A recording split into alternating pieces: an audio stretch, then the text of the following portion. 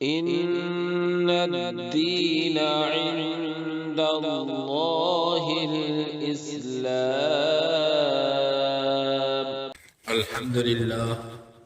الحمد لله رب العالمين، والصلاة والسلام على سيد الأنبياء والمرسلين وعلى آله وأصحابه أجمعين. أما بعد، وإن تعفوا وتصفحوا وتغفروا فإن الله غفور رحيم. وعن أبي هريرة رضي الله عنه عن النبي صلى الله عليه وسلم قال: ما نقصت صدقة من مال وما زاد الله عبدا بعفو إلا عزا وما تواضع أحد لله إلا رفعه الله. رواہ مسلم او کما قال نبینا صلی اللہ علیہ وسلم. محترم بزرگوں، بھائیوں، اللہ جل جلالہ و عما نوالہ کے سچے نبی حضرت محمد الرسول اللہ صلی اللہ علیہ وسلم کے ارشادات اور آپ کی حدیثیں اور آپ کے فرمودات ایسے ہیں کہ اگر ہم اپنی زندگی میں ایک فرمان کو بھی داخل کر لیں تو ہماری دنیا اور آخرت دونوں زندگیاں درست ہو سکتی ہیں اور کامیاب ہو سکتی ہیں. اسی لیے ہم اپنی مجلسوں میں حضور اکرم صلی اللہ علیہ وسلم کی احادیث اور آپ کے ارشادات کا ذکر کریں. اس کا ماحول ہونا چاہیے اور آپ علیہ السلام کے ارشادات کا مذاکرہ ہونا چاہیے. آپ علیہ السلام کی ہر بات ہماری صحیح رہنمائی اور کامیابی کے راستے پر لے جانے والی. اسی طرح کی ایک حدیث میں نے آپ حضرات کے سامنے خطبے کے بعد پڑھی ہے، جس میں اللہ کے نبی صلی اللہ علیہ وسلم نے 3 باتیں ارشاد فرمائی، اور 3 باتیں ایسی ارشاد فرمائی ہیں کہ اگر ہم ان 3 باتوں کو اپنی زندگی میں اپنا لیں تو آپ علیہ السلام نے ان 3 باتوں کے اپنانے پر جن چیزوں کی خوشخبری دی ہے اپنی آنکھوں سے دیکھ. مسلم شریف کی روایت ہے، حضرت ابو ہریرہ رضی اللہ تعالی عنہ راوی ہے. حضرت ابو ہریرہ رضی اللہ تعالی عنہ بڑے جلیل القدر صحابی ہیں. حضور اکرم صلی اللہ علیہ وسلم کے ساتھ اپنی زندگی کا بہت تھوڑا زمانہ پایا ہے. 3 یا 4 سال کے قریب حضور اکرم صلی اللہ علیہ وسلم کے ساتھ آپ رہے ہیں، اور آپ کا پھر وصال ہو گیا ہے. حضرت ابو ہریرہ یہ قبیلہ دوس کے تھے، یعنی ان کے خاندان کا نام دوس تھا اور اسی کی طرف نسبت کرتے ہوئے دوسی کہلاتے. ان کا زمانے جاہلیت میں تو نام تھا عبد شمس، یعنی سورج کے بندے، لیکن جب مسلمان ہوئے تو ان کا نام حضور اکرم صلی اللہ علیہ وسلم نے عبد الرحمن رکھا. حضور اکرم صلی اللہ علیہ وسلم نے زمانے جاہلیت کے جتنے غلط نام تھے اور وہ مسلمان ہوئے ہیں تو صحابہ کے نام بدل دیے تھے. اسی طرح حضرت ابو ہریرہ رضی اللہ تعالیٰ عنہ کا بھی نام بدلا. اس لیے کہا جاتا ہے کہ اپنے بچوں کے نام صحابہ کے نام پر رکھو، کیونکہ وہ حضور کی نظر میں تھے سارے نام. جو نام غلط تھے ان کو بدل دیا تھا اور جو صحیح تھے وہ باقی تھے، اس لیے سب سے اچھے صحابہ کے نام. خیر، حضرت ابو ہریرہ رضی اللہ تعالی عنہ کا نام عبد الرحمن تھا. ابو ہریرہ ان کی کنیت ہے. کہتے ہیں کہ ان کے ہاتھ میں بلی تھی یا بلی کا بچہ تھا، بغل میں دبائے ہوئے تھے. آپ نے دیکھا حضور اکرم صلی اللہ علیہ وسلم نے تو کہا یا ابا ہریرہ، اے بلی والے ادھر آ۔ پھر اس کنیت سے ایسے مشہور ہوئے کہ اصل نام کوئی جانتا ہی نہیں، ابو ہریرہ ہی نام چل گیا۔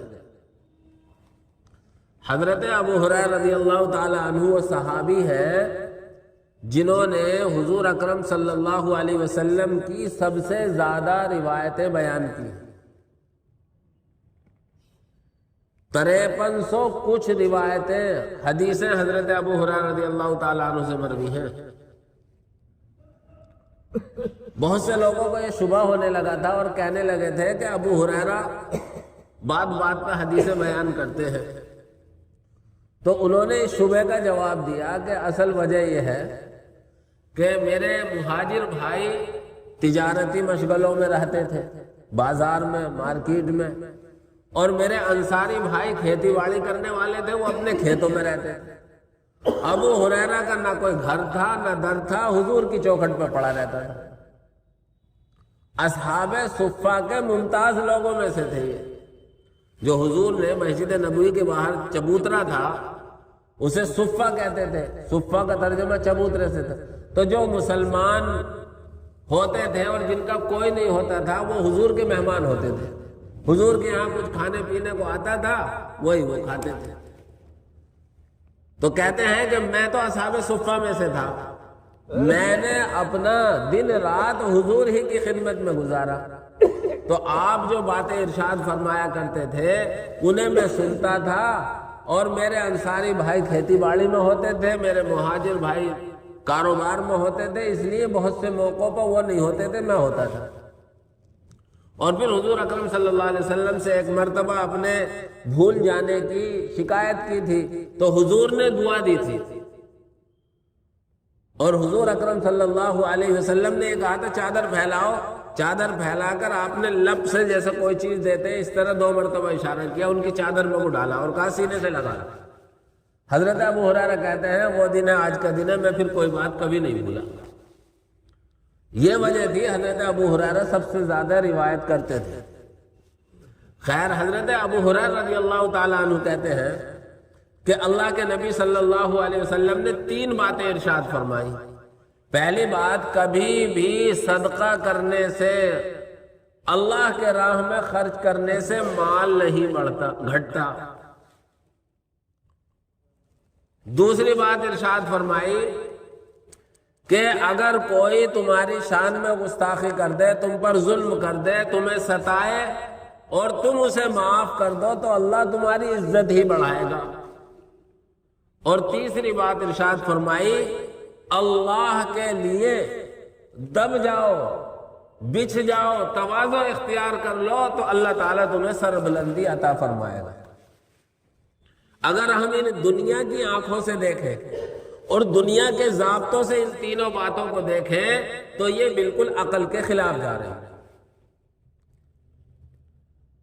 لیکن اللہ کے نبی صلی اللہ علیہ وسلم نے فرمایا ہے ہماری عقل میں آئے نہ آئے، ہمارا دماغ قبول کرے نہ کرے، ہمیں یہی عقیدہ رکھنا ہے کہ اللہ کے نبی نے جو بات ارشاد فرمائی ہے وہ حق اور سچ۔ آپ اس کی تفصیل سنیے۔ سب سے پہلے بات ارشاد فرمائی، ما نقصت صدقۃ من مال، صدقہ خیرات مال میں کمی نہیں کرتا۔ یہ عقل کے خلاف لگتی ہے۔ کیسے؟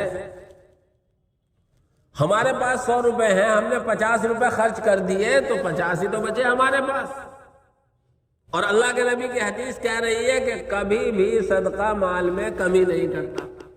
تو ظاہری آنکھیں ہماری یہ کہہ رہی ہیں کہ 100 روپے تھے، 100 میں سے 50 ہم نے کسی غریب کو دے دیے، اللہ کے نام پر خرچ کر دیے تو ہمارے پاس تو 50 ہی بچے۔ لیکن نہیں، اگر کوئی بھی عقل مند یہاں اپنی عقل کا استعمال کرے گا تو وہ کبھی نہیں کہے گا کہ ہاں مال میں کمی ہوئی ہے۔ چنانچہ آپ دنیا کے کاروبار میں دیکھیں، آدمی دکان بناتا ہے، دکان میں فرنیچر لگاتا ہے، ڈیکوریشن کرتا ہے اور پھر دکان کے وہ ایڈ کرتا ہے، کہیں بینر لگاتا ہے، کہیں سائن بورڈ لگاتا ہے، کہیں پرچار کے لیے کبھی اشتہار دیتا ہے اور کبھی ایڈ دیتا ہے، ان میں دنیا بھر کے خرچے ہوتے ہیں۔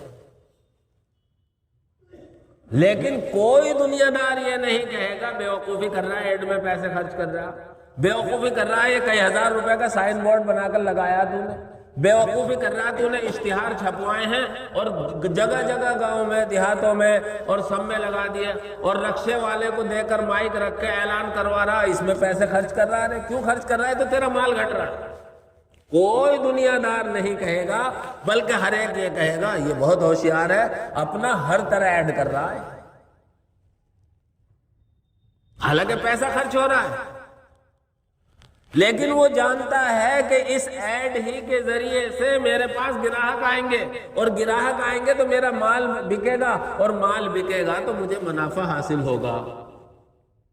اسی طرح اللہ کے نبی صلی اللہ علیہ وسلم نے ارشاد فرمایا ہے کہ ما نقصت صدقۃ من مال، صدقہ کسی کے مال میں کوئی کمی نہیں کرتا ہے۔ جب اللہ کی راہ میں خرچ کر دیا، اس نے 50 خرچ کیے ہیں، اللہ کم سے کم 500 دے گا، دنیا میں دے گا الگ اور آخرت میں دے گا الگ۔ لیکن میرا اور آپ کا یہ دل کا یقین ہونا چاہیے، قرآن میں اللہ اعلان کر رہا ہے میری آنکھوں کی دیکھی بات غلط ہو سکتی ہے، زبان کی کہی بات غلط ہو سکتی ہے، اللہ نے قرآن میں اعلان کیا ہے من جاء بالحسنۃ فلہ عشر امثالھا، ایک نیکی لے کر آئے گا اس کے لیے 10 دی جائے گی، 50 خرچ کرے گا 500 روپے اسے یقینی طور پر ملیں گے۔ چنانچہ جو لوگ اس یقین و اعتماد کے ساتھ اپنا مال خرچ کرتے ہیں، اللہ انہیں دنیا میں بھی اس کی برکتیں دکھاتا ہے اور کل قیامت میں بھی اللہ اس کی برکتیں عطا فرمائے گا۔ اس لیے میرے بھائیو، سب سے پہلی بات اللہ کے نبی صلی اللہ علیہ وسلم کی یہ گانٹھ باندھیں کہ اللہ کے نبی نے جو بات ارشاد فرمائی ہے، اللہ کے لیے اخلاص کے ساتھ جو بھی اللہ کے راہ میں خرچ کیا جائے گا اس سے مال گھٹے گا نہیں بڑھے گا۔ اور اللہ کے نبی صلی اللہ علیہ وسلم کی حدیث ہے کہ جس مال کی زکوٰۃ ادا کر دی جائے وہ مال محفوظ ہو جاتا ہے، اور اگر آپ اللہ کے راہ میں نہ خرچ کریں گے تو کہیں نہ کہیں آپ کا مال تو خرچ ہو کر رہے گا۔ مال تو ہے خرچ کرنے کے لیے، جائز راستوں میں، صحیح راستوں میں خرچ کریں گے، اللہ دنیا اور آخرت میں اس کا صلہ دے گا، اور اگر ہم نے جائز اور صحیح راستوں پر خرچ نہیں کیا تو ہمارا مال کہیں نہ کہیں غلط راستے پر خرچ ہوگا، اور پھر اللہ رب العزت والجلال کے اس نعمت کا غلط استعمال کرنے کی وجہ سے دنیا میں بھی پکڑ آئے گی اور آخرت میں بھی پکڑ ہوگی۔ اس لیے یقین رکھیں کہ کبھی بھی ہم اللہ کے نام پر اخلاص کے ساتھ جب مال خرچ کریں گے تو ہمارا مال گھٹے گا نہیں، بڑھے گا۔ دوسری بات ارشاد فرمائی وَمَا زَادَ اللَّهُ عَبْدًا بِعَفْوٍ إِلَّا عِزًّا، اور اللہ رب العزت والجلال کسی بھی بندے کو معاف کرنے سے اس کی عزت نہیں گھٹاتا، بڑھاتا ہے۔ یہاں بھی دنیا کا ضابطہ ہے، اگر ہم دیکھیں کوئی ہمیں تکلیف پہنچا دے، کوئی ہمارا نقصان کر دے، تو دنیا یہ کہتی ہے کہ اس سے ایسا بدلہ لو کہ زندگی بھر یہ یاد رکھ۔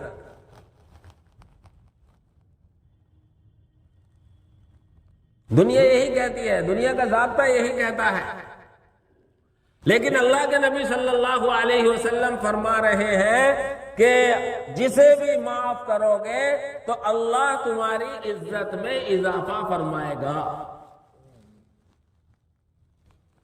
چنانچہ ہم نبی پاک صلی اللہ علیہ وسلم کی زندگی کو دیکھیں، مکے کی آپ کی 10 سالہ جو زندگی ہے، آپ نے اور آپ کے صحابہ نے پریشانی میں گزارے، اور مکہ کے کافروں نے آپ کو کون سا طریقہ ایسا چھوڑا تھا جو نہ ستایا ہو؟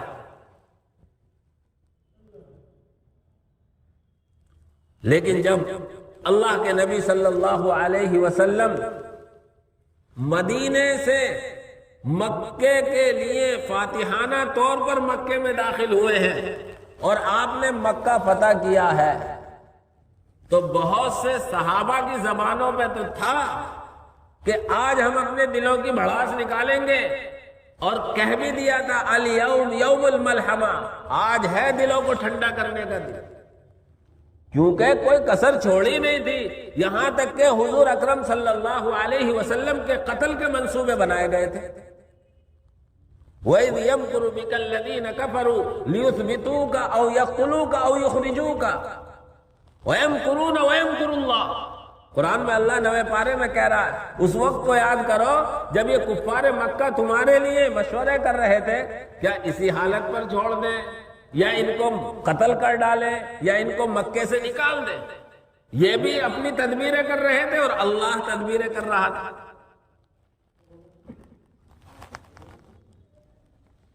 اللہ کے نبی صلی اللہ علیہ وسلم نے جب سنا نا کہ صحابہ کہہ رہے ہیں الیوم یوم الملحمہ، آپ نے اعلان کیا الیوم یوم المرحمہ، آج تو شفقت اور رحمت کا دن ہے، آج بدلے کا دن نہیں ہے۔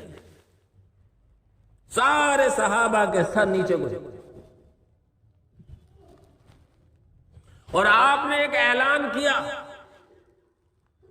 جو ابو سفیان کے گھر میں داخل ہو جائے وہ محفوظ، جو بیت اللہ میں چلا جائے وہ محفوظ، جو اپنے دروازے بند کر لے گھر کے وہ محفوظ۔ آپ نے عام اعلان کر دیا سب کی معافی، اور روایتوں میں ہے یوں اعلان کیا کہ میں آج ایسے کہہ رہا ہوں جیسے یوسف علیہ السلام نے اپنے بھائیوں کو معاف کیا تھا، لا تثریب علیکم اليوم یغفر اللہ لنا ولکم، آج تمہیں کوئی پچھلی بات یاد نہیں دلائی جائے گی، اللہ ہماری تمہاری مغفرت کر۔ ایسا معاف کرنا، تو وہی جو خون کے پیاسے تھے آپ کے قدموں میں گرنے لگے۔ اسی لیے اللہ کے نبی صلی اللہ علیہ وسلم امت کو بھی یہ سکھا کر گئے ہیں کہ ہمیشہ معاف کرنے ہی میں عزت بڑھے گی، انتقام لینے میں، بدلہ لینے میں کبھی بھی دل کی کدورت صاف نہیں ہوتی۔ اور آپ کسی کو معاف کر کے دیکھیں وہ آپ کا غلام اور گرویدہ بن جائے گا۔ اور تیسری بات اللہ کے نبی صلی اللہ علیہ وسلم نے ارشاد فرمائی وَمَا تَوَاضَعَ أَحَدٌ لِلَّهِ إِلَّا رَفَعَهُ اللَّهُ، جو بندہ بھی اللہ کے لیے جھک جائے گا، تواضع اختیار کرے گا، اللہ اسے بلندی عطا فرمائے گا۔ گویا تواضع بلندی درجات کا ذریعہ اور سبب ہے۔ کہیں بھی اللہ کے لیے اپنے آپ کو جھکا دو، اپنے آپ کو چھوٹا بنا لو، اللہ بڑا بنا دے گا۔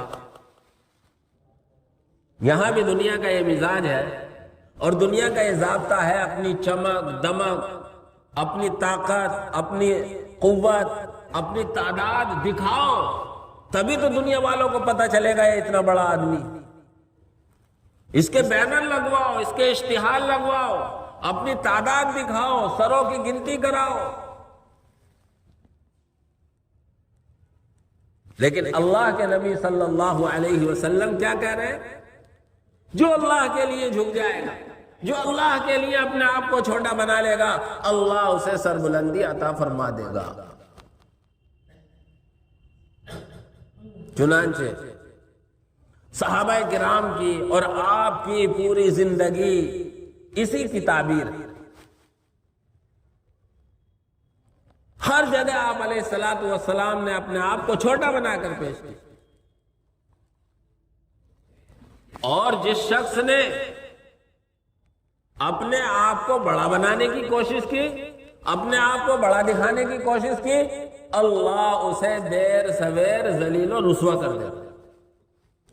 ایک حدیث میں ہے اللہ کے نبی صلی اللہ علیہ وسلم نے فرمایا کہ جو شخص اللہ کے لیے اپنے آپ کو چھوٹا بنائے گا اللہ اسے بلندی عطا کرے گا، لہذا وہ اپنے آپ کو اپنی نظر میں چھوٹا سمجھ رہا ہوگا، لیکن اللہ اسے لوگوں کی نظر میں بڑا بنا دے گا۔ اور جو تکبر کرے گا، اپنے آپ کی اپنی بڑائی، اپنے آپ کا بڑاپن لوگوں کے سامنے ظاہر کرے گا، کھانے میں، پہننے میں، چلنے پھرنے میں، ہر طرح اپنے آپ کو تکبر کے طور پر پیش کرے گا، کہتے ہیں وہ اپنی نگاہ میں تو اپنے آپ کو بڑا سمجھ رہا ہوگا، لیکن لوگوں کی نگاہ میں وہ چھوٹا ہوگا، ذلیل ہوگا۔ اس لیے میرے بھائیوں، اگر کہیں ایسا مسئلہ پیش آ جائے کہ وہاں اپنے آپ کو بڑا پیش کرنے میں ہمیں اچھا لگ رہا ہو تو وہیں اپنے آپ کو چھوٹا بنا لو، اللہ تبارک و تعالی عزت سے نواز دے گا۔ اس لیے کہ جب بھی جو بھی اللہ کے لیے اپنے آپ کو چھوٹا بنائے گا اللہ تبارک و تعالی اسے بڑا بنا دے گا، عزت عطا فرما دے گا۔ یہ اللہ کے نبی صلی اللہ علیہ وسلم کی 3 ایسی نصیحتیں ہیں کہ اگر ہم ان کو اپنی زندگی میں اپنا لیں تو ہم ان کی برکتیں دنیا میں بھی دیکھیں گے اور آخرت میں بھی، کل قیامت میں انشاءاللہ دیکھیں گے۔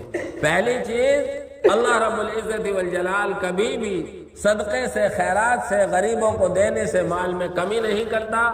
اور دوسری چیز، اگر کسی سے کوئی ہماری شان میں گستاخی ہو جائے، کوئی ہم پر زیادتی کر دے اور ہم اسے معاف کر دیں تو معاف کرنے سے ہماری عزت میں کمی نہیں آئے گی بلکہ ہماری عزت ہی بڑھے گی۔ اور تیسری چیز یہ ہے کہ کہیں دبنے کی، جھکنے کی بات یہ ہے تو ہم وہاں دب جائیں، اللہ کے لیے جھک جائیں اور اللہ کے لیے اپنے آپ کو چھوٹا بنا لیں تو اللہ تبارک و تعالی ہمیں بڑا بنا دے گا۔ اللہ تبارک و تعالی سے دعا ہے کہ اللہ مجھے بھی، آپ حضرات کو بھی ان تینوں نصیحتوں پر عمل کی توفیق عطا فرمائے۔ آمین۔ وآخر دعوانا ان الحمد للہ رب العالمین۔